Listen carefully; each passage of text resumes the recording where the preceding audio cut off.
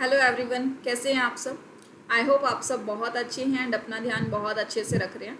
तो करें स्टार्ट आज के लेक्चर के साथ। तो चलिए स्टार्ट करते हैं अपने आज के लेक्चर से। तो हम लोग क्या पढ़ रहे थे? हम लोग पढ़ रहे थे बिजनेस एनवायरनमेंट के बारे में। और बिजनेस एनवायरनमेंट में भी हमने क्या स्टार्ट किया? बिजनेस एनवायरनमेंट के अंदर भी हमने स्टार्ट किया था ईज ऑफ डूइंग बिजनेस के बारे में पढ़ना। तो ईज ऑफ डूइंग बिजनेस के बारे में हम क्या क्या पढ़ चुके हैं अभी तक? हम लोग टोटल 10 इंडिकेटर्स पढ़ चुके हैं। उन 10 में से टॉप परफॉर्मर जो था इंडिया, कितने में था? टोटल 6 इंडिकेटर्स में, उनके बारे में पढ़ चुके हैं। और टोटल परफॉर्मेंस किस में रही थी? 10 में से 8 इंडिकेटर्स में इंडिया ने अपनी परफॉर्मेंस को साबित किया था। तो उन 8 इंडिकेटर्स के अंदर से हम लोग कितने इंडिकेटर्स पढ़ चुके हैं? टोटल 4 इंडिकेटर्स हम पढ़ चुके हैं। तो चलो जी, उन 4 इंडिकेटर्स के बारे में बताओ क्या क्या पढ़ा था आपने। हेडिंग बता दो। फर्स्ट क्या था आपका?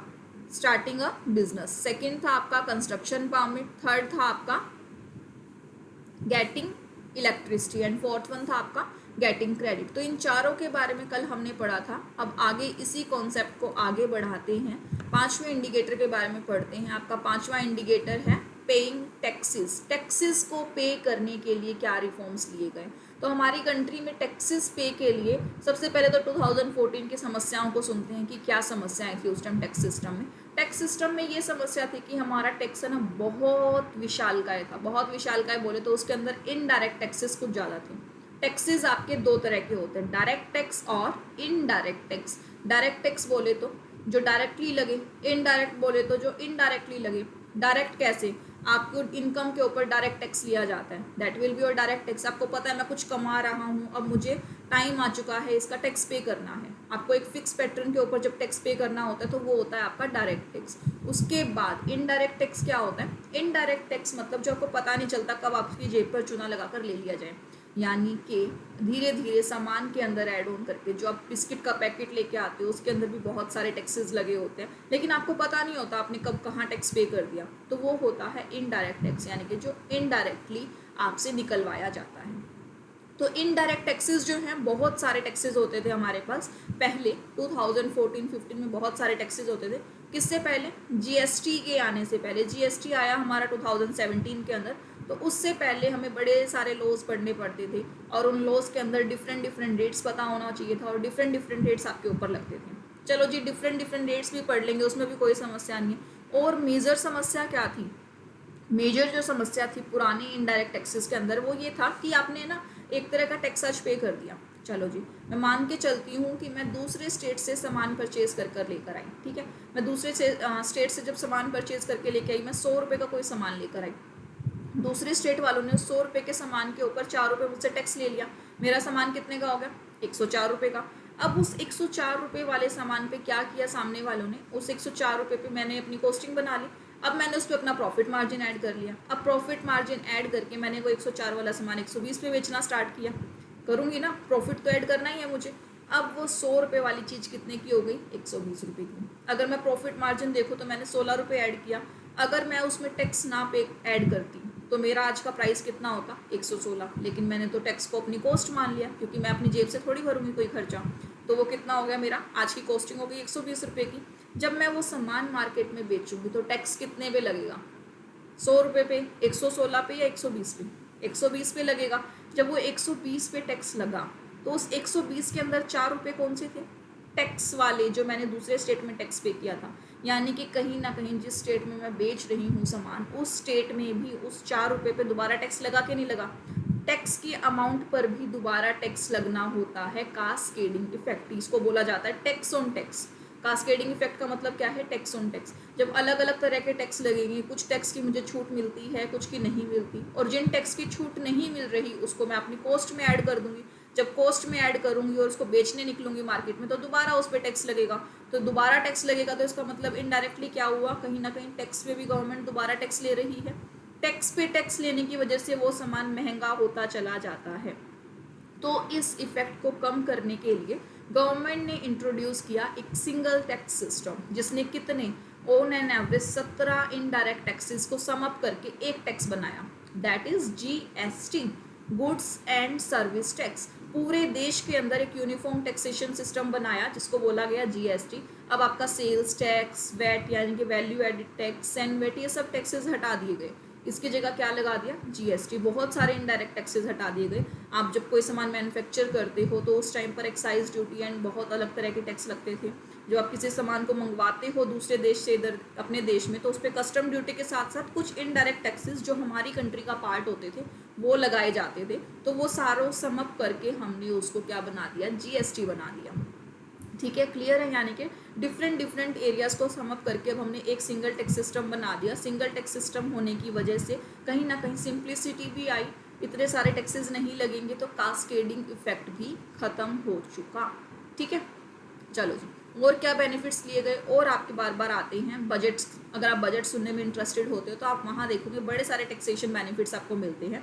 तो उनमें से कुछ मेजर जो है यहाँ लिखे हुए हैं, जैसे कि आपके कॉर्पोरेट टैक्स को कम कर दिया गया। कॉर्पोरेट्स यानी कि कंपनीज को भी अपनी इनकम पर टैक्स देना पड़ता है। उनका जो फ्लैट रेट होता था 30%, यानी कि जितनी आपका प्रॉफिट है उसका 30% टैक्स जमा करा दो। अब 30% बहुत ही हैवी अमाउंट होता है। तो कुछ कंपनीज ऐसी थी जो छोटी कंपनीज हैं, उनके लिए थोड़ी सी रिलैक्सेशन दी गवर्नमेंट ने। क्या रिलैक्सेशन दी, उन्होंने बोला कि ऐसी कंपनियां जिनका टर्नओवर कितना है, अप टू INR 250 करोड़ रुपए, INR बोले तो इंडियन रुपीज़, जिनका टर्नओवर इंडियन रुपीज़ 250 करोड़ रुपए से कम है, अब वो 30 पर नहीं 25% के ऊपर हमें क्या देंगे, टैक्स प्रोवाइड करवाएंगे। ठीक है जी, बिल्कुल ठीक है। उसके बाद और क्या बोला गया, अगर आप सोशल सिक्योरिटी कॉन्ट्रीब्यूशंस करते हैं, यानी कि हमारे सिक्योरिटी सिस्टम के लिए कॉन्ट्रीब्यूशन करना चाहते हैं, तो अब आप इजीली इलेक्ट्रॉनिक फॉर्म में करोगे, जिसकी आपको कहीं ना कहीं डिडक्शन मिलेगी आपके टैक्सेशन में। डिडक्शन का मतलब ये होता है कि आपने आज इनकम कमाई, उस इनकम में से कुछ खर्चे अलाउड होते हैं आपको कि ये खर्चे आप काट लेना, कटने के बाद जो इनकम बचेगी सिर्फ उस पर टैक्स देना। ठीक है, और क्या होता है आपका, और आप EPF बनाते हैं, यानी कि हर एम्प्लॉयर को कंपलसरी होता है EPF banana. EPF is employees provident fund. Employees provident fund, जो कंपनी एम्प्लॉय रखती है उसको उनके लिए प्रोविडेंट फंड भी बनाना पड़ता है। प्रोविडेंट फंड बनाने के बाद क्या होता है कि एम्प्लॉयज़ को भी उसमें कुछ पैसे जमा कराने पड़ते हैं और एम्प्लॉयर को भी कुछ, यानी कि एम्प्लॉय का सैलरी का पार्ट भी कटता है और एम्प्लॉय को भी अपनी तरफ से कुछ जमा उसमें पैसा करवाना पड़ता है। तो इस पैसे को जमा कराने के लिए कुछ चार्जेस लगते हैं। वो चार्जेस क्या थे, 0.85% थे, जिसको घटाकर कितना कर दिया गया, 0.65% कर दिया गया। EPF बनाने के लिए आपको कम्प्लीटली इलेक्ट्रॉनिक प्लेटफॉर्म दिया गया, और ये आपका ऑप्शन नहीं, आपकी मजबूरी है कि अब आपको E-फॉर्म के अंदर ही अपना अकाउंट जो है मेंटेन करना पड़ेगा, ताकि सारी की सारी ट्रांसपेरेंसी जो है मेंटेन की जा सके। और इसके साथ एक मेजर बेनिफिट इनिशिएटिव क्या लिया गया कि जो एम्प्लॉयज़ हैं, जो फैक्ट्री एम्प्लॉयज़ हैं, उनके लिए ना हर एक एम्प्लॉयर को इंश्योरेंस करवाना पड़ता है, क्योंकि फैक्ट्री में काम करना रिस्की हो सकता है। फैक्ट्री में बल्कि काम होता है, तो उस बल्कि काम में किसी भी एम्प्लॉय के साथ, किसी भी वर्कमैन के साथ कुछ भी दुर्घटना हो सकती है, जिसके अंदर उसके बॉडी पार्ट इंजर हो सकते हैं या उसकी डेथ भी हो सकती है। तो अकॉर्डिंगली उनको अपने हर एम्प्लॉय के लिए इंश्योरेंस करवाना है। तो हर एम्प्लॉय के लिए जब इंश्योरेंस करवाया जाता था तो वहाँ पर भी कुछ चार्जेस कटते थे, दैट इज़ 0.01%। तो अब इन चार्जेस को हटा दिया गया। कहते हैं कि अगर आप स्कीम के अंडर आकर इंश्योरेंस करवाते हैं अपने एम्प्लॉयज़ का, तो वो जो गवर्नमेंट आपसे चार्ज लेती थी 0.01% का, वो गवर्नमेंट नहीं लेगी। अब विदाउट चार्जेस आप इंश्योरेंस स्कीम को अडॉप्ट कर सकते हो। तो ये मेजर्स उठाए गए पेइंग टैक्सेस के अंदर गवर्नमेंट के द्वारा। तो इसके साथ आपका 5th इंडिकेटर यहाँ पर एज पर द मॉड्यूल ख़त्म होता है। एज पर द मॉड्यूल मैं इसलिए बोल रही हूँ क्योंकि जो इसके अंदर रिफॉर्म्स हैं वो बहुत ज़्यादा है। यहाँ पर की रिफॉर्म्स आपके सिलेबस में उठाए गए हैं, तो सारे रिफॉर्म्स को तो पॉसिबल ही नहीं है कवर किया जा सके, तो सिर्फ की रिफॉर्म्स को हम यहाँ पर कवर कर रहे हैं। पेइंग टैक्सेस के बाद जो मेजर रिफॉर्म्स लिए गए थे वो थे आपके ट्रेडिंग अक्रॉस बॉर्डर्स के अंदर। ट्रेडिंग अक्रॉस बॉर्डर्स यानी कि बॉर्डर्स को क्रॉस करके जो ट्रेडिंग की जाए। बॉर्डर बोले तो हमारे देश की बाउंड्रीज यानी कि सीमा पार जाकर अगर ट्रेडिंग करी जाए तो उसको बोला जाता है एक्सपोर्ट या इम्पोर्ट। पोर्ट मतलब बंदरगाह, अपने यहाँ के बंदरगाह से एक्स चला गया तो वो एक्सपोर्ट, इम आ रहा है अंदर तो वो क्या है, इम्पोर्ट। तो एक्सपोर्ट इम्पोर्ट। तो एक्सपोर्ट इम्पोर्ट के लिए सबसे मुश्किल काम क्या होती थी, सबसे पहले तो ना डॉक्यूमेंटेशन बड़ी मांगती है गवर्नमेंट। आप दूसरे देश से सामान मंगवा रही हो या हमारे देश से सामान भेज रही हो, क्यों मांगती है, इलीगल सामान तो नहीं आ रहा, इसके अंदर कोई चोरी तो नहीं कर रहे आप, या फिर कोई ऐसी चीज़ें जो आपको नहीं करनी चाहिए ऐसा तो नहीं कर रहे। इसलिए जब दो देशों के बीच के ट्रेडिंग का मामला होता है तो यहाँ पर जो इंस्पेक्शन है वो बहुत ज़्यादा होती है, इंस्पेक्शन बहुत ज़्यादा होती है, डॉक्यूमेंटेशंस बहुत ज़्यादा होती है, तो बार बार इन डॉक्यूमेंटेशंस को सबमिट करवाना कहीं ना कहीं टाइम कंज्यूमिंग भी हो जाता है और कॉस्टली भी हो जाता है आपके लिए। तो गवर्नमेंट ने बोला कि अगर इस तरह से मैं बेचारे जो भोले भाले या फिर शरीफ लोग हैं जो एक्चुअल में इंपोर्ट एक्सपोर्ट ही कर रहे हैं, उनके साथ कहीं जाती तो नहीं कर रहा, तो उनको क्या किया, उन लोगों के लिए एक सिस्टम बनाया गया कि आप अपने डॉक्यूमेंट्स मेरे को यहाँ पर जमा करा दो, अगर ये सब कुछ ठीक हुए तो आपको इंस्पेक्शन से छूट दे दी जाएगी। तो इस तरह से प्रॉपर सिस्टम बनाने के लिए इन्होंने क्या किया, इन्होंने एक सिंगल विंडो सिस्टम बनाया। सिंगल विंडो सिस्टम का इन्होंने नाम रखा ई संचित। ई संचित, संचित का मतलब होता है संचय करना, किसी चीज़ का संग्रह करना या स्टॉक में रखना। तो ई संचित इन्होंने जब बनाया तो ई संचित के अंदर क्या किया, ई संचित के थ्रू सारे डॉक्यूमेंट्स आप ऑनलाइन सबमिट करा सकते हो, taxation matters and all matters सारे क्या करा सकते हो, आप ऑनलाइन सबमिट करा सकते हो। तो ई संचित के थ्रू फैसिलिटी दी गई लोगों को क्या, कि जितने भी डॉक्यूमेंट्स है आप कैसे जमा करा दो, इलेक्ट्रॉनिकली जमा करा दो। चलो जी, लोग इलेक्ट्रॉनिकली जमा कराने लगे डॉक्यूमेंट्स, तो क्या हुआ, इंपोर्ट एक्सपोर्ट करने के लिए सबसे पहले आपको जानकारी देनी पड़ती है, किसको, अपने कस्टम डिपार्टमेंट को। कस्टम डिपार्टमेंट इंपोर्ट एक्सपोर्ट का रेगुलेटर होता है, तो इनको आपको जानकारी देनी पड़ती है। तो जानकारी आप ऐसे टेलीफोनिकली नहीं दोगे कि हेलो हाँ जी सर हम ये सामान मंगा रहे हैं, ये सामान भेज रहे हैं, तो देख लेना आप जरा, ये नहीं माना जाएगा। क्या माना जाएगा, तो इंपोर्ट एक्सपोर्ट करने के लिए आपको बिल ऑफ एंट्री जमा करानी पड़ती है। बिल ऑफ एंट्री मतलब एक ऐसा बिल, एक ऐसा पर्चा जहाँ पर हर चीज़ की एंट्री होती है कि क्या सामान आया है और क्या गया है, पर्टिकुलर हर चीज़ के बारे में डिटेल आपको देनी पड़ती है कि इतना सामान आएगा और इतना सामान जाएगा। तो ये बिल ऑफ एंट्री आपको, अगर आप कोई चीज़ इंपोर्ट कराते हो तो इंपोर्ट कराने के 24 घंटे के अंदर अंदर देनी पड़ती है। मान लो आज आपका सामान आ चुका है पोर्ट पर, पोर्ट मतलब वो शिप जो सी एरिया होता है जहाँ पर पानी के थ्रू आता है, कस्टम के अंदर आपका जो सामान आता है, तो सी का शोर यानी कि उस एरिया का जो किनारा होता है उसे पोर्ट बोला जाता है बेसिकली, जहाँ आपका सामान रखा जाता है। ठीक है, तो जब आपका सामान पोर्ट पर आ गया तो उसके विदिन 24 आवर्स आपको बिल ऑफ एंट्री जमा करानी पड़ती थी। तो पहले तो आप इंतजार करते रहो, सामान आ रहा है आ रहा है आ रहा है, जैसे ही सामान आया आपके ऊपर बम फूट गया।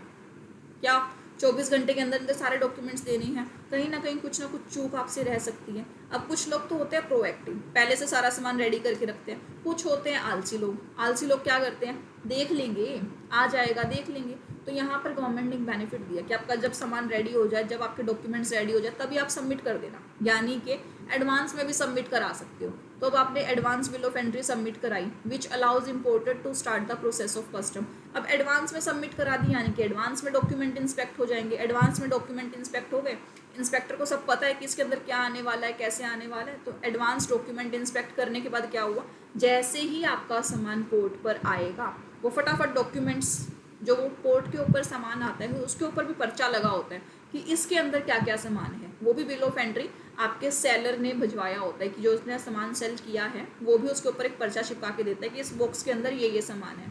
तो जो बायर ने बिल ऑफ एंट्री दी है और जो सेलर की बिल ऑफ एंट्री लगी होती है वो दोनों को मैच करने बैठते हैं कि इन दोनों में जो लिखा हुआ है वो सेम है या नहीं। सेम होता है तो वो डॉक्यूमेंट बिना इंस्पेक्शन के भी अब क्लियर किया जा सकता है, क्योंकि इंस्पेक्शन की रेट को घटा दिया गया है। अब लगभग सिर्फ 5% चीज़ें ही ऐसी हैं जिनका क्या होता है, जिनका इंस्पेक्शन होता है, अदरवाइज सारी चीज़ें बिना इंस्पेक्शन के ही निकाली जाने लगी हैं। तो क्या क्या बेनिफिट हुए, बेनिफिट्स ये हुए कि आपका टाइम और कॉस्टिंग बची। टाइम कॉस्टिंग कैसे बची, ऑनलाइन सिस्टम दिया गया जिसका नाम क्या था, ई संचित। ऑनलाइन सिस्टम के अलावा भी एडवांस में फाइलिंग करना भी दिया गया ताकि आपकी प्रोसेस एडवांस हो जाए और कहीं ना कहीं क्लियरेंस का काम है वो कम दिनों में संभव हो सके। तो उसके लिए आपको एडवांस में बिल ऑफ एंट्री सबमिट करने का ऑप्शन दिया गया। तो कहीं ना कहीं आप देख रहे हो ऑनलाइन सबमिशन के थ्रू कितनी चीज़ें कम हो गई। और ऑनलाइन सबमिशन में क्या बेनिफिट मिलता है, अब पहले क्या होता था, गवर्नमेंट के जो ऑफिसेज होते थे, एजेंसीज होती थी, गवर्नमेंट एजेंसीज के पास हर एक इम्पोर्टर को अपने डॉक्यूमेंट्स लेकर जाना पड़ता था कि सर ये डॉक्यूमेंट्स ले लो, मेरा सामान आ रहा है उसको क्लियरेंस चाहिए। तो 3 अलग अलग घरों में आप अलग अलग डिपार्टमेंट्स के अंदर अगर आप जाओगे क्लियरेंस के लिए तो वो ज़्यादा टाइम कंज्यूमिंग होगी, या सिंगल विंडो के थ्रू आपने एक चिट्ठी डाल दी और वो चिट्ठी सारे देख लेंगे, अप्रूव कर देंगे और उसके बाद आपका काम डन। कौन सा आसान है, 3 अलग अलग ऑफिस में आप जाओ चिट्ठी लेकर, या फिर ऑनलाइन सिस्टम से चिट्ठी दे दो। ऑनलाइन सिस्टम से वैसे ही जल्दी जाएगी, ऑनलाइन सिस्टम से दे दी, अब अगले ऑनलाइन देख लेंगे उसे, ऑनलाइन देखकर ऑनलाइन ही अप्रूवल दे देंगे उसे। तो ऑनलाइन अप्रूवल हमेशा कम टाइम कंज्यूमिंग होता है। लेस टाइम कंज्यूमिंग होगा तो क्या होगा, लेस जल्दी जल्दी आपका क्लियरेंस होगा, जल्दी जल्दी क्लियरेंस होगा तो जल्दी आपका सामान आपकी अप्रोच में आएगा, जल्दी आपकी अप्रोच में आएगा तो जल्दी आप उसे सेल आउट कर सकोगे, जल्दी प्रॉफिट कमाओगे। तो हर काम कहीं ना कहीं इफेक्टिव तरीके से होने लगा, ऑर्गेनाइज तरीके से होने लगा, टाइम बाउंड मैनर में होने लगा। अब ये है कि आप जब चिट्ठियाँ लेकर जाते थे 2 दिन तो आप चिट्ठी घुमाने में लगा दोगे, अब 2 दिन आपने चिट्ठी घुमाने में लगा दिया, 2 दिन वो क्लियरेंस देने में लगा देगा, 4 दिन तो ऐसे ही गए। ऑनलाइन भेजा तो कम से कम वो 2 दिन तो कम हुए जो 2 दिन आप जाते थे चिट्ठी लेकर। तो कहीं ना कहीं तो टाइम कम हुआ, टाइम कम हुआ और कॉस्ट भी कम हुई, कहीं ना कहीं कॉस्ट भी कम हुई। क्यों कम हुई, जो डॉक्यूमेंट्स आप ऑनलाइन सबमिट करते हो उसकी प्रिंटिंग कॉस्ट कम हो गई है, तो कॉस्टिंग भी पे इफेक्ट पड़ा है और आपका टाइम के ऊपर भी इफेक्ट पड़ा है। ठीक है, और इसके अंदर क्या किया गया, और जब इम्पोर्ट करते हो तो आपका सामान कहाँ पड़ा होगा, पोर्ट पे पड़ा होगा। पोर्ट पे सामान रखने की जगह भी तो होनी चाहिए, तो इन्होंने पोर्ट के इंफ्रास्ट्रक्चर के ऊपर भी बड़ा काम किया।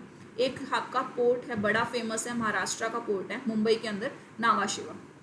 नावाशिवा के अंदर क्या किया गया, आपको 15 नई रबड़ क्रेन्स लगाई गई, यानी कि सामान को उठाना और इजी हो गया और जल्दी जल्दी ज़्यादा सामान उठाया जा सकेगा, ताकि जल्दी जल्दी शिप की वापसी हो सके। शिप जल्दी खाली होंगे तो शिप जल्दी लोड भी होंगे, जल्दी लोड होंगे तो एक्सपोर्ट भी जल्दी होगा शिप, क्योंकि आपके पास खाली मिलेंगे। चलो जी, और क्या किया गया, और किया गया जवाहरलाल नेहरू पोर्ट पर कैपेसिटी को बढ़ा दिया। कैपेसिटी बढ़ा दिया मतलब अब और ज़्यादा सामान रखा जा सकता है वहाँ पे। सामान कब ज़्यादा रखा जाएगा, जब सामान रखने की जगह ज़्यादा होगी। तो उसके लिए 24 लाख टीईयू बोले तो 20 foot equivalent unit cargo.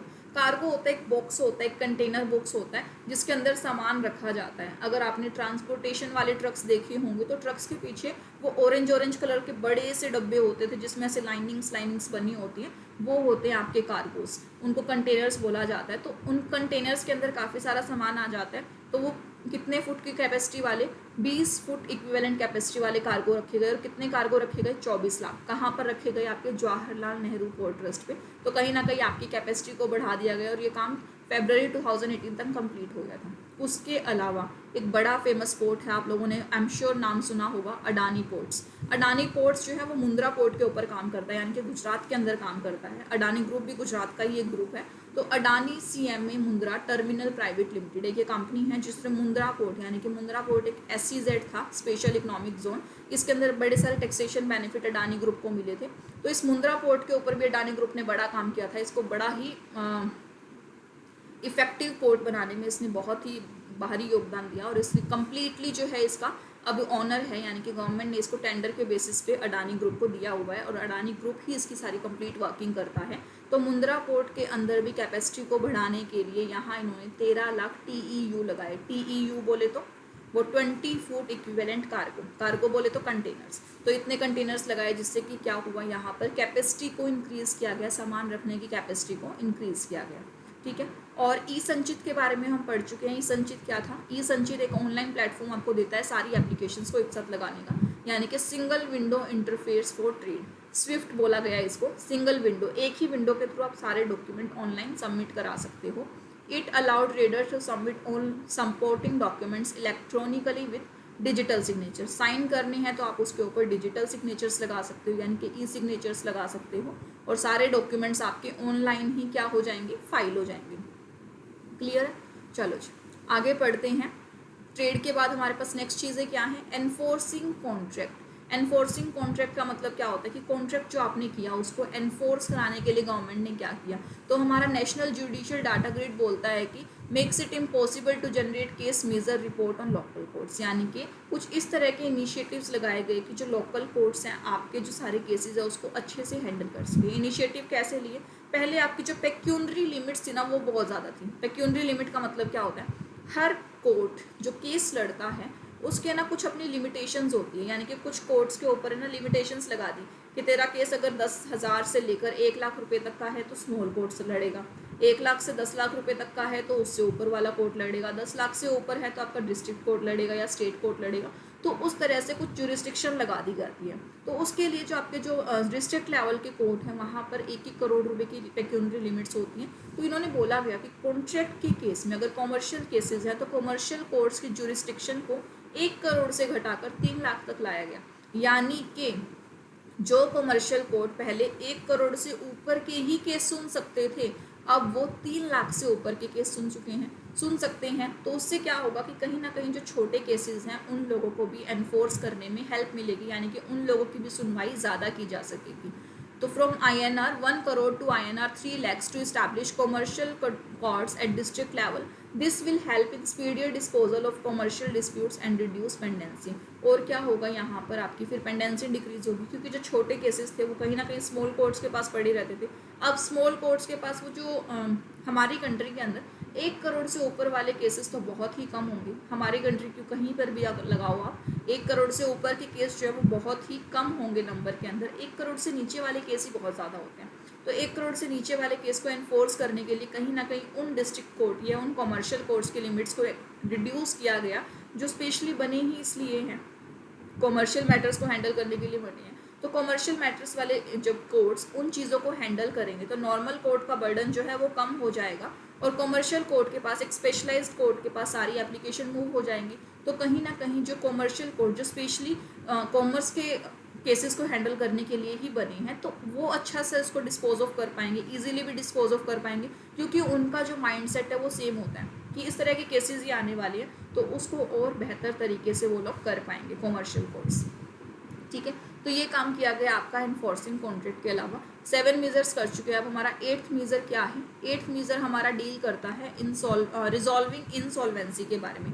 Insolvency बोले तो जब आपके पास पेमेंट है नहीं देने को, लोगों को दिवालिया होते जा रहे हो आप, तो रिजॉल्विंग इंसॉल्वेंसी के लिए हमने लास्ट चैप्टर के अंदर एक बोर्ड के बारे में पढ़ा था, that is IBBI, insolvency and bankruptcy board of India.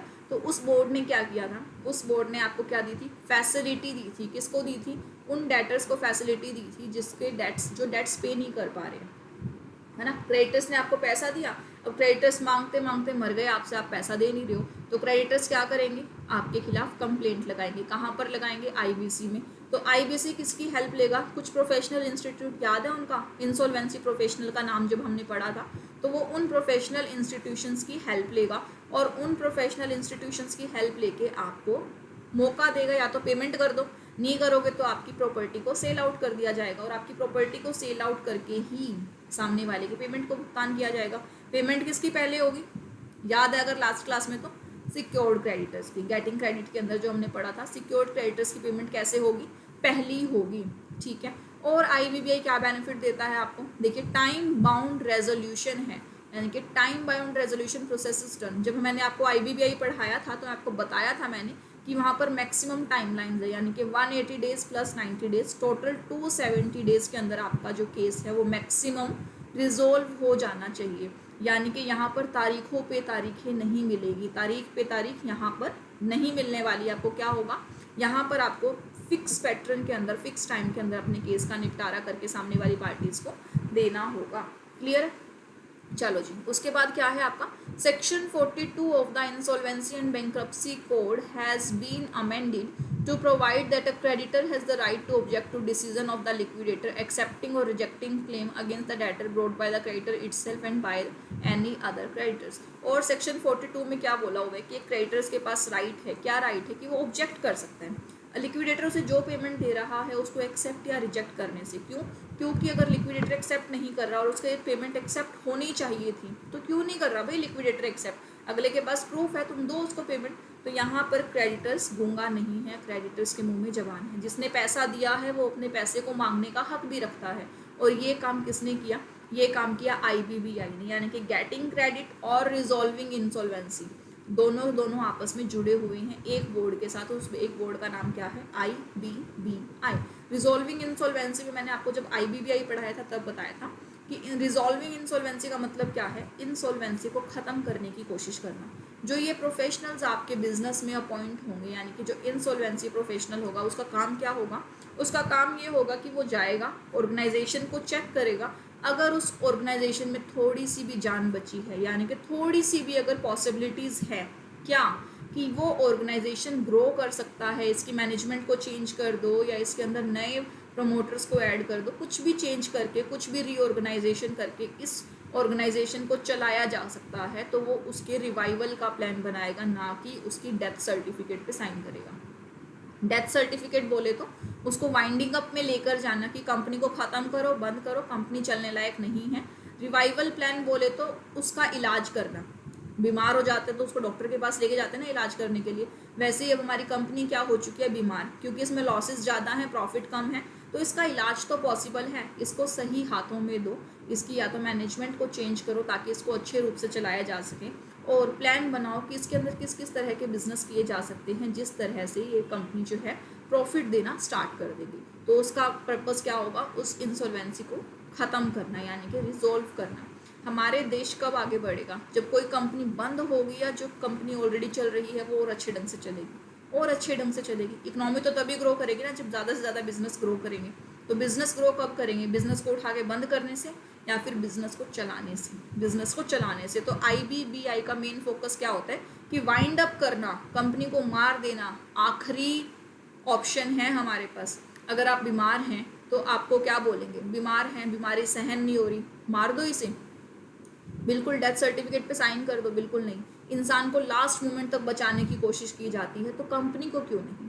जब इंसान वेंटिलेटर पे जाता है, वेंटिलेटर से भी बचकर आ सकता है, वैसे ही कंपनी भी वेंटिलेटर पे जाती है जब वो इंसॉल्वेंसी के पास जाती है। IBBI इज लाइक उसका वेंटिलेटर जो उसको ऑक्सीजन देने की कोशिश करता रहता है जब तक कि लास्ट होप खत्म ना हो जाए। ठीक है, IBBI को अलग नाम दे सकते हैं हम, वेंटिलेटर बना सकते हैं, किसका, कंपनी का। कंपनी के लिए वो प्लान्स बनाता रहता है, ट्राई एंड एरर करता रहता है। अगर कंपनी ने रिवाइव करना स्टार्ट कर दिया तो फिर कंपनी को वो रिवाइव ही करवाएगा, बंद नहीं करेगा। ठीक है, समझ में आया रिजॉल्विंग इंसॉल्वेंसी के अंदर क्या था। तो यहाँ पर हमारे 8 इंडिकेटर्स जो हैं ख़त्म हो चुके हैं। इन 8 इंडिकेटर्स को आपको अच्छे से पता होना चाहिए। अब इन इंडिकेटर्स को आगे कंटिन्यू करते हैं। ये इंडिकेटर्स तो हमने देख लिए यहाँ पर काम क्या किया। अब इन इंडिकेटर्स को करवाने के लिए कुछ ना कुछ प्लान्स बनाए होंगे, वीडियो कॉन्फ्रेंसेस बनाई होंगी जो हर एक स्टेट ने, यूटी ने आपस में उनको संभाला होगा। तो कैसे कैसे काम किया गवर्नमेंट्स ने, आइए चेक करते हैं। तो गवर्नमेंट ने जब काम किया ना, तो काम करने के लिए उन्होंने बड़ी सारी कोशिशें की। पहला पॉइंट पढ़ते हैं। The department spearheaded a dynamic reform exercise that commenced in 2014 to rank all states and UTs in the country based on implementation of designated reform patterns। यानी कि जब इंडिया के अंदर 2014 में क्या किया गया, हमारी कंट्री को ईज ऑफ डूइंग बिजनेस के साथ जोड़ा गया, तो हमने हर एक स्टेट की रैंकिंग करना स्टार्ट किया। हर एक स्टेट के हेड के पास गए, स्टेट के हेड के पास यानी कि उनके मिनिस्टर्स, उनके CMs के पास गए, तो हमने देखा कि हर एक जो हमारे स्टेट्स हैं उनकी रैंकिंग आज के टाइम में चल क्या रही है।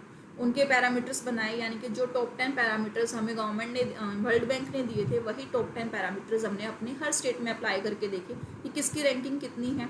ठीक है, एम क्या था, एम ये था कि सारे के सारे जो गाइडलाइंस, सारे के सारे जो रेगुलेटर हैं ना, वो अपना अपना रेगुलेटरी वाला जो एटीट्यूड है उसको छोड़ के एक फैसिलिटेटिव एटीट्यूड अपना ले, यानी कि इन्वेस्टर फ्रेंडली बिजनेस क्लाइमेट बनाने के लिए हेल्प करे। इन्वेस्टर फ्रेंडली कब होगा, जब लोगों को आसान लगेगा बिजनेस में पैसा लगाना, ना कि जब मुश्किल लगेगा।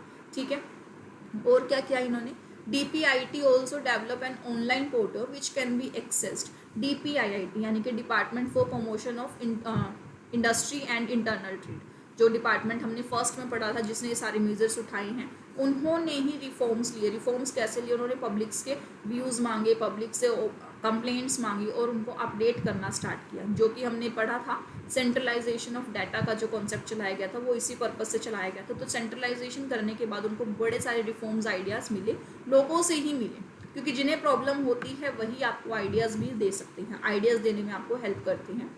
और क्या किया, 2017 में reform exercise was updated to 372 action points, यानी कि 2017 के अंदर जो हम रिफॉर्म्स ले रहे थे हर एक स्टेट के ऊपर, उनके लिए एक्शन पॉइंट जो हमने बनाए वो 372 तक, यानी कि 372 एक्शन हमने कहीं ना कहीं उन पे किए, और साथ साथ उनके अप्रूवल्स के लिए वेट कर रहे थे हमने, और उनके लिए प्लान इंट्रोड्यूस किए हुए थे 30 डेज प्लान्स, और उसका प्लिंथ लेवल इंस्पेक्शन जो है 7 डेज के अंदर कंप्लीट होना था। कब, 2017। प्लिंथ लेवल इंस्पेक्शन क्या होता है, प्लिंथ का मतलब होता है किसी का पाँव, पैर या पाया। पाया मतलब उसका इनिशियल स्टेज, यानी कि कोई अपने पैरों पे खड़ा है तो हम नीचे से देखकर ऊपर जाते हैं। इमारत कैसे स्ट्रॉन्ग होती है, जब उसकी नींव स्ट्रॉन्ग हो। नींव स्ट्रॉन्ग हो यानी कि उसकी फाउंडेशन, फाउंडेशन बोले तो प्राइमरी, तो प्लिंथ लेवल इंस्पेक्शन क्या है? प्राइमरी लेवल इंस्पेक्शन, जो इन द बिगनिंग किसी चीज़ की इंस्पेक्शन होती है। कोई भी प्लान बनाने के बाद आप स्टार्टिंग में चेक करते हो ना कि ये प्लान वर्क करेगा कि भी नहीं करेगा, तो इस वर्क करेगा या नहीं करेगा इसकी इंस्पेक्शन कैसे होती है? स्टार्टिंग में ही एक बार आप ओवरव्यू लेते हो कि काम करेगा नहीं करेगा। तो प्लिंथ लेवल इंस्पेक्शन खत्म होनी थी 7 दिन में, किसकी? जो 30 डेज आप प्लान लेकर आने वाले थे। ठीक है, ये प्लान क्या है, कैसे है, ये सब हम लोगों को डिटेल में नहीं पढ़ना है। हमें ये पढ़ना है कि कब कब किस किस टाइप के इनिशिएटिव्स गवर्नमेंट ने लिए थे, क्योंकि ये जो टॉपिक है ये बहुत ही जनरल टॉपिक है और बहुत ही वाइड है, इस तरह से कवर होने वाला नहीं है। अगर हम इस तरह से कवर इसे करने लगेंगे तो पॉसिबल ही नहीं होगा कवर करना। तो जितना आपके सिलेबस में दिया गया है आप सिर्फ उसी के ऊपर फोकस करना। ठीक है, तो और क्या किया उन्होंने? जो आपने 372 जो पॉइंट्स लिए थे वो किस किस पे बेस थे? आपके central inspection system, trade licence, registration, legal metrology, registration of partnership, इनके ऊपर आपने वर्क किया। इसके अंदर आपका जो सेंट्रल इंस्पेक्शन सिस्टम है, यानी कि जैसे आपने SFIO बनाया था लास्ट चैप्टर के अंदर, सीरियस फ्रॉड इन्वेस्टिगेशन ऑफिसर्स, उस तरह से, या सेंट्रल लेवल पर जो इंस्पेक्शन आपको करनी है अलग अलग ऑर्गेनाइजेशंस की। ट्रेड के लिए कुछ डिफरेंट काइंड्स ऑफ लाइसेंस चाहिए थे, तो ट्रेड लाइसेंस के ऊपर जैसे कि शॉप एंड एस्टैब्लिशमेंट एक्ट के ऊपर काम किया था मुंबई गवर्नमेंट ने। और registration under legal metrology is like measurement, तो लीगल मेट्रोलॉजी डील करता है आपकी मेजरमेंट वाली चीज़ों से, जैसे कि आपकी MRP कितनी होगी, वेट कितना होगा, साइज़ क्या होगा, लेबल क्या होगा, कलर पैटर्न, जो आपके किसी भी आप अगर एक बोतल को देखो तो उसके ऊपर बहुत सारी चीज़ें मेंशन की होती है, उसका प्राइस, उसका लेबल, उसके इंग्रेडिएंट्स, ये सब चीज़ें कवर होती हैं आपकी लीगल मेट्रोलॉजी एक्ट के अंदर। ठीक है, और क्या है? Registration of partnership and society के लिए ऑनलाइन सिस्टम प्रोवाइड किया गया, यानी कि बेसिकली हमारी गवर्नमेंट ने क्या किया, सब कुछ ऑनलाइन कर दिया, जिससे कि ऑफलाइन की रिक्वायरमेंट खत्म हुई। ऑफलाइन की रिक्वायरमेंट खत्म होने से टाइम अपने आप रिड्यूस होता चला गया। और ज़्यादा कोई इनिशिएटिव अभी तक ऐसा कुछ सच ये नहीं किया कि कोई बहुत बड़ा मैजिक कर दिया। सिंगल मैजिक ये किया कि सब कुछ ऑनलाइन कर दिया, और ऑनलाइन करने से ईज़ बहुत हुई बिजनेसेस के अंदर। अब आप देखिए ऑनलाइन करने के बाद बहुत सारे बेनिफिट्स आपको मिलते हैं, जैसे कि आपको बाहर नहीं जाना पड़ता, धक्के नहीं खाने पड़ते, तो कहीं ना कहीं उससे भी आपका टाइम एंड कॉस्टिंग रिड्यूस होती है। ठीक है, ये तो था आपका एक बेसिक। उसके बाद कुछ इनिशिएटिव्स लिए थे। इनिशिएटिव्स क्या लिए थे? इनिशिएटिव्स ये लिए थे कि टाइम टू टाइम ये कॉन्फ्रेंस करते थे and time to time workshop लगाते थे, जिसके अंदर ऑल ओवर सारी कंट्रीज, हमारी कंट्री के अंदर ये काम होता था, तो ऑल ओवर सभी स्टेट एंड यूटीज जो है पार्टिसिपेट करते थे। तो देखिए एक नेशन वाइड वर्कशॉप जो है मंगवाई गई। कब बुलाई गई? 29 जुलाई 2017 के अंदर। क्या डिस्कस करने के लिए कि ये जो रिफॉर्म्स हम डिस्कस कर रहे हैं इसको इम्प्लीमेंट कैसे किया गया। तो ऑल डे कंप्लीट पूरे दिन आपकी कॉन्फ्रेंस चली, जिसके अंदर लगभग 100 पार्टिसिपेंट आए, और ये 100 पार्टिसिपेंट कहाँ से थे? हमारे 26 स्टेट और यूटीज़ के अंदर से आए थे। तो workshop witness sharing of the best practices by the states and UTs. हर एक स्टेट ने अपनी बेस्ट प्रैक्टिसेस के बारे में कुछ बोला, जिससे कि सभी बेस्ट प्रैक्टिसेस को सम अप करके और जो अच्छी अच्छी प्रैक्टिसेस थी उनको इम्प्लीमेंट करने के लिए आइडियाज़ लगाए गए। तो एक सबसे बढ़िया आइडिया क्या लगाया इन्होंने? जैसे हमारे क्लास में टीचर्स करते थे, 12th तक अगर आपकी क्लास में आपने देखा होगा, तो जो स्ट्रॉन्ग बच्चे होते थे, यानी कि जो ब्राइटर स्टूडेंट्स होते थे, उनके ग्रुप में कोई ना कोई आप लेगार्ड स्टूडेंट्स को डाल दिया जाता है। लेगार्ड होता है पिछड़ा हुआ, यानी कि जो कमज़ोर है, अभी जिसने इतनी मेहनत नहीं किया, मेहनत की तो वो उभर नहीं पाया उतना। एक कमज़ोर बच्चा और 3 स्ट्रॉन्ग बच्चे, ब्राइट बच्चे, ऐसे क्लास के अंदर ना 40 बच्चों का ग्रुप बनाया जाता था, जिसके अंदर ब्रिलियंट बच्चों के साथ रहकर वो जो वीक बच्चा होता था वो भी कहीं ना कहीं इम्प्रूव करना स्टार्ट करता था। यानी कि साथ ही हाथ बढ़ाना वाला केस, कि एक दूसरे के साथ मिलकर जब आप काम करोगे तो कहीं ना कहीं उस काम का इफेक्ट कैसा होगा? पॉजिटिव होगा। तो सभी स्टेट्स ने क्या किया? एक ऐसा यूनिक मेजर लगाया जिसके अंदर जो स्ट्रॉन्ग स्टेट्स थे आपके, उन स्ट्रॉन्ग स्टेट्स को क्या किया गया? उन स्ट्रॉन्ग स्टेट्स ने मिलकर आपको पार्टनर बनाया। किसको? लेगार्ड स्टेट्स को। West Bengal merits a special mention for its efforts for conducting a 3 days workshop for the Nagaland. उसी के अंदर वेस्ट बंगाल ने अंदर एक स्पेशल मेजर उठाया, नागालैंड के लिए 3 दिन की वर्कशॉप लगाई, यानी कि उन वर्कशॉप में लोगों को समझाया कि ऑनलाइन सिस्टम कैसे होगा, ट्रेड लाइसेंस आपको कैसे लेनी है, यानी कि जो भी लीगल रिफॉर्म्स इन्होंने उठाया उन लीगल रिफॉर्म्स के बारे में उन वर्कशॉप्स के अंदर समझाया जाता था। ठीक है, priority reforms was identified for north east states and the other low implementation score. जिन स्टेट्स के अंदर स्कोर नहीं आ पा रहा था उन स्टेट्स के अंदर हम लोगों को लगा कि सबसे पहले रिफॉर्म्स वहाँ लगाने चाहिए। और क्या किया? और टाइमली 8 वर्कशॉप हैंडल की, 8 वर्कशॉप लगाई वर्ल्ड बैंक की हेल्प के साथ। और वो 8 वर्कशॉप कहाँ कहाँ लगाई? उन स्टेट्स के साथ लगाई गई जिनकी क्यूरीज हमारे पास आई थी, जैसे कि त्रिपुरा, पंजाब, हरियाणा, दमन, दीव, दादरा नगर हवेली, अंडमान निकोबार, गोवा एंड कर्नाटका। ये जो स्टेट्स इसके अंदर आ रही हैं, इन स्टेट्स के नाम आपको याद होने चाहिए। 8 वर्कशॉप्स कहाँ लगी थी, ये आपका एमसीक्यू क्वेश्चन बनने के लिए बहुत ही इंपॉर्टेंट है। इस 4th पॉइंट आपको मार्क करके रखना, इस 4th पॉइंट को आपको डील करना है, अच्छे से पढ़ना है, ठीक है। और क्या किया, to hand hold all the 8 north eastern states video conferences were arrange. जो नॉर्थ ईस्टर्न स्टेट्स थे जहाँ पर रैंकिंग कम आ रही थी, तो उनके लिए टाइमली वीडियो कॉन्फ्रेंसेज अरेंज की गई। तो वीडियो कॉन्फ्रेंसेज में क्या था, आप एक दूसरे से अपने डाउट्स ले सकते हैं, जो भी आपकी क्यूरीज हैं वो ले सकते हैं, और रिफॉर्म्स करने में जहाँ भी दिक्कत आ रही है उससे आप आइडियाज़ ले सकते हैं कि मैं यहाँ पर कैसे इम्प्लीमेंट करूँ, ठीक है। The assessment of states UTs under business reform action plan 2017-18 was released jointly by the DPIIT and the World Bank on the 10th July 2018। तो ये जो रिफॉर्म एक्शन लिया गया, सबसे पहले किसने रिलीज़ किया इसको, हमारे DPIIT, क्योंकि हमारी कंट्री के अंदर जो इस वर्ल्ड बैंक इंडेक्स के ऊपर काम कर रहा है वो कर रहा है DPIIT। पहले DPIIT ने रिलीज़ किया, उसके बाद वर्ल्ड बैंक ने रिलीज़ किया इसको 10 जुलाई 2018 के अंदर, वो मेजर्स जो हमने उस ऑल डे कॉन्फ्रेंसेस के अंदर बनाए थे, ठीक है। तो some important achievements under the exercise for 2017-18 are. तो इसके अंदर हमें कुछ इम्प्रूवमेंट्स भी मिले, काम किया था तो इम्प्रूवमेंट्स तो मिलेंगे ना। इम्प्रूवमेंट्स क्या मिले कि हम लोगों ने इन्फॉर्मेशन विजार्ड बनाया। विजार्ड होता है एक जादूगर, जादू जैसा कुछ बनाया। तो विजार्ड कैसे बना, लगभग 19 स्टेटों ने एक डिज़ाइन किया information wizard, providing information for all approvals, licences, registrations, timelines and procedure to establish business industrial unit. यानी कि अप्रूवल्स लेने के लिए और प्रोसीजर्स को बनाने के लिए, बेसिकली जब आप लोगों को अलग अलग गवर्नमेंट डिपार्टमेंट से क्या लेनी पड़ती है, परमिशंस लेनी पड़ती है, तो अलग अलग जाना पड़ता है। तो यहाँ पर आप लोगों को एक सिंगल इन्फॉर्मेशन विजार्ड दिया गया, यानी कि एक ऐसा जादूगर दिया गया जो सारी इन्फॉर्मेशन एक ही जगह पर अवेलेबल करा दे। एक ही जगह पर अवेलेबल कैसे होगा, जब सारी चीज़ें ऑनलाइन होंगी या फिर आपका इंट्रैक्शंस बढ़ेगा।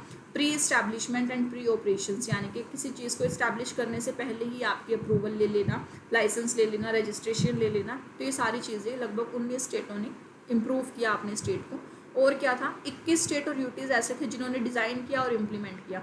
क्या, online window system. Online window system जब आपका आएगा तो इन्फॉर्मेशन विजार्ड कहीं ना कहीं उसमें इंक्लूसिव होगा।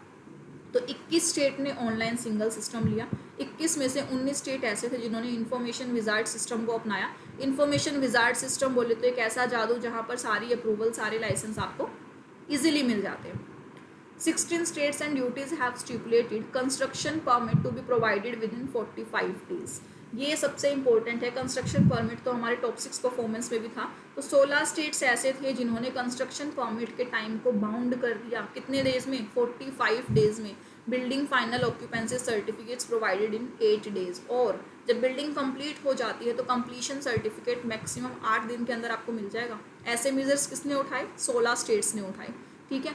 उसके अलावा इन 16 स्टेट्स के अंदर कुछ स्टेट्स तो ऐसे थे जैसे तेलंगाना, असम, तमिलनाडु, इन्होंने 45 से भी कम टाइम, यानी कि 29, 30 और 37। तेलंगाना का बोले तो 29 डेज, असम का बोले तो 30 डेज, तमिलनाडु का बोले तो 37 डेज को मैंडेट कर दिया कि इतने दिन में आपको आपका सर्टिफिकेट मिल जाएगा।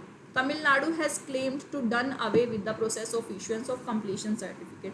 और तमिलनाडु ने तो बोला कि कंप्लीशन सर्टिफिकेट की ज़रूरत नहीं है, जब आप सारे डॉक्यूमेंट्स जमा करवाओगे तो माना जाएगा कि आपने सारा कुछ कंप्लीट कर दिया है, यानी कि प्लान के अकॉर्डिंग जब सारा काम होगा तो कंप्लीशन आपका माना जाएगा। तो तमिलनाडु ने कंप्लीशन सर्टिफिकेट की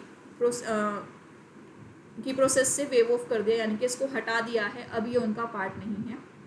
but according to me completion certificate होना चाहिए, एक मस्ट रिक्वायरमेंट है आपकी। कंप्लीशन सर्टिफिकेट के साथ वेव ऑफ करना is not a good decision. But आपको यहाँ पर गुड और बैड को छोड़ते हुए इसको याद रखना है कि तमिलनाडु ने अपने कंप्लीशन सर्टिफिकेट को वेव ऑफ कर दिया है, ठीक है। 21 states UTs have implemented a GS system to provide details about the land earmarked for industrial use across the state। GIS system होता है आपका जियोग्राफिक इंफॉर्मेशन सिस्टम। जैसे कि आपका GPS सिस्टम वर्क करता है, वैसे एक GIS सिस्टम होता है जिसके अंदर सारी चीज़ें आपकी इलेक्ट्रॉनिकली कैप्चर हो जाती है। और उस इलेक्ट्रॉनिकली कैप्चर चीज़ों के अंदर एक रोड मैप बनकर आता है आपके पूरे स्टेट का, जहाँ पर जो आपकी इंडस्ट्रियल यूज़ की जो लैंड है वो ऑलरेडी ऑन एन ओवरव्यू देखी जा सकती है। यानी कि आपका एक प्लेटफॉर्म रेडी हो गया, उस प्लेटफॉर्म पे आपका पूरे स्टेट का मैप है और उस मैप के अंदर से आप इंडस्ट्रियल चीज़ों को ऑलरेडी अपने आप से चेक कर सकते हो, ताकि उस इंडस्ट्रियल एरियाज़ में किस किस तरह के रिफॉर्म्स की ज़रूरत है आपको वह इन सिंगल आई दिख जाए, यानी कि पूरा मैप देखते ही आपको सारी चीज़ें समझ में आ जाए, ठीक है। और क्या किया गया इन्होंने, 23 states UTs have reduced the number of documents required for obtaining electricity connection only to, यानी कि जब आपको इलेक्ट्रिसिटी कनेक्शन लेने जाना होता है तो आपको बहुत सारे डॉक्यूमेंट्स की ज़रूरत नहीं है, सिर्फ 2 तरह के डॉक्यूमेंट्स लगेंगे। और वो 2 तरह के डॉक्यूमेंट्स कौन से होंगे, डिपेंड करता है स्टेट टू स्टेट। हर स्टेट ने जो भी डॉक्यूमेंट्स मैंडेट किए होंगे बेसिकली आपकी ID प्रूफ्स एंड आपका रेजिडेंशियल प्रूफ होगा, लेकिन बट फिर भी वो स्टेट टू स्टेट डिपेंड करता है कि क्या 2 डॉक्यूमेंट्स उन्होंने मांगे होंगे। ठीक है। 18 states have brought all compliances inspection conducted by labor, factories, boiler department and pollution control board under central inspection framework, यानी कि जब आपकी फैक्ट्रीज होती हैं तो ये जो डिफरेंट काइंड ऑफ फैक्ट्रीज हैं, यानी कि लेबर्स के बारे में इंस्पेक्शन करना, फैक्ट्रीज सारे अपने रेगुलेशंस को फुलफिल कर रही है या नहीं कर रही, boiler and pollution control department है, तो इन सारे इंस्पेक्शन को अलग अलग करने की बजाय एक सिंगल इंस्पेक्शन में कवर कर दिया, यानी कि महा इंस्पेक्शन बना दी, जिसको सेंट्रल इंस्पेक्शन फ्रेमवर्क के अंदर कवर किया गया। ठीक है। 12 स्टेट ऐसे थे, 12 states have merged of the payment of court fees and process fee into a single transaction with some like Jharkhand, Maharashtra and Gujarat even repealing process fees from the court fees act। ठीक है। तो इन्होंने क्या बोला कि multiple payment को single process के अंदर कवर कर दिया, यानी कि जब आप कोर्ट पे जाते हो तो अलग अलग जगह पर डिफरेंट काइंड ऑफ फीस पे करने की ज़रूरत नहीं है, सिंगल फीस के अंदर आपका सारा काम हो जाएगा। तो इसके लिए कोर्ट फीस एक्ट के अंदर कुछ अमेंडमेंट किए गए, ज़रूरत पड़ी तो उसको रिपील भी कर दिया गया, क्योंकि जब आपको सिंगल फीस ही पे करनी है तो आप उसके अंदर आप एक गाइडलाइंस के थ्रू भी काम कर सकते हैं। और क्या है आपका 29 states have UTs have notified a list of white category industries exempted from taking pollution clearances। Okay तो इन्होंने क्या बोला कि इन्होंने एक वाइट कैटेगरी इंडस्ट्रीज़ बनाई, कुछ ऐसी इंडस्ट्रीज जिनको पोल्यूशन क्लियरेंस लेने की ज़रूरत नहीं है, तो उनको एक ऐसे मतलब इस सर्टिफिकेट से एग्जाम्पशन दी गई कि आपको पोल्यूशन क्लियरेंस लेने की ज़रूरत नहीं है, विदाउट पोल्यूशन क्लियरेंस भी आप काम कर सकते हो। ये सिर्फ उन्हीं इंडस्ट्रीज़ को दिया गया ये जो बेनिफिट्स है जिन इंडस्ट्रीज़ की वर्किंग के अंदर पोल्यूशन बहुत ज़्यादा नहीं होता, बहुत ही नॉमिनल अमाउंट का पोल्यूशन होता है, जहाँ पर पोल्यूशन क्लियरेंस लेने की बेसिकली नीड थी ही नहीं, उन इंडस्ट्रीज़ को आपको फ्री कर दिया गया है कि आपको पोल्यूशन सर्टिफिकेट लेने की ज़रूरत नहीं है। ठीक है। तो 20 states UTs implementing an online application system, wholesale drug license and retail drug license। 20 state ऐसे थे जिन्होंने आप जब जो फार्मेसी से जुड़े हुए लोग हैं उनके लिए भी ऑनलाइन सिस्टम बना दिए, यानी कि 21 स्टेट ने तो पहले ऑनलाइन सिस्टम बना दिए थे अलग अलग एरियाज़ के अंदर, उस 21 के अलावा भी 20 स्टेट ऐसे हैं जिन्होंने ऑनलाइन सिस्टम किसके लिए बनाया, फार्मेसी के लिए, यानी कि आपको होलसेल या रिटेल जिस तरह से भी ड्रग सेल करने हैं या परचेज करने हैं तो आप यहाँ पर ऑनलाइन एप्लीकेशन डालकर सेल परचेज कर सकते हैं। ठीक है। और क्या किया, और 18 स्टेट्स ऐसे हैं हमारे पास जिन्होंने ऑनलाइन रजिस्ट्रेशन सिस्टम बनाया। ऑनलाइन किसका रजिस्ट्रेशन हो रहा है, हमारी पार्टनरशिप फर्म का या फिर हमारे सोसाइटीज़ का। ठीक है। और 20 स्टेट्स ऐसे थे जिन्होंने online system for registration and renewal under legal metrology act बनाया। लीगल मेट्रोलॉजी एक्ट बोले तो वो लीगल मेजरमेंट वाला एक्ट, कितना वेट, कितना प्राइस, कितना MRP, ये सब चीज़ें। Business reform action plan for states, अब जो स्टेट्स के लिए एक्शन प्लान्स लिए गए उसके अंदर भी कुछ चीज़ें थी, ये 3 पॉइंट थे उसके अंदर। All the states and duties for implementation of reforms, यानी कि एक 80 पॉइंट एक्शन प्लान बनाया गया जिसके अंदर 2019 में जो DPIT ने प्रिपेयर किया और सभी स्टेट के साथ उसको शेयर कर दिया गया, यानी कि 80 पॉइंट्स, यानी कि 80 पॉइंट्स उसके अंदर लिखे गए कि एक ऐसा एक्शन प्लान है जिसके अंदर ये 80 काम आपको करने हैं 2019 के अंदर, और वो सभी स्टेट्स एंड सभी UTs के साथ क्या कर दिया गया, डिस्कस कर दिया गया। As capacity building initiative 7 workshops have been conducted in union territories Dadra and Nagar Haveli, Delhi, Chandigarh, Daman and Diu, Pondicherry, Andaman Nicobar and Lakshadweep. तो इन कुछ 7 तरह की वर्कशॉप्स की गई कुछ यूनियन टेरिटरीज़ के अंदर। उस वर्कशॉप के अंदर समझाया गया कि आपको किस किस तरह से काम करना है। उसके अलावा 8 रीजनल वर्कशॉप भी की गई, रीजनल मतलब अलग अलग रीजन की, जैसे northern region, eastern region, western region, south region और नॉर्थ ईस्टर्न रीजन। कौन कौन से स्टेट्स में की गई, आपकी लखनऊ, कोलकाता, मुंबई, बेंगलुरु एंड गुवाहाटी। ये यूनियन टेरिटरी स्टेट्स के नाम आपको याद करने हैं कि कहाँ पर रीजनल वर्कशॉप हुई थी और कहाँ पर आपकी UTs की वर्कशॉप हुई थी। ठीक है।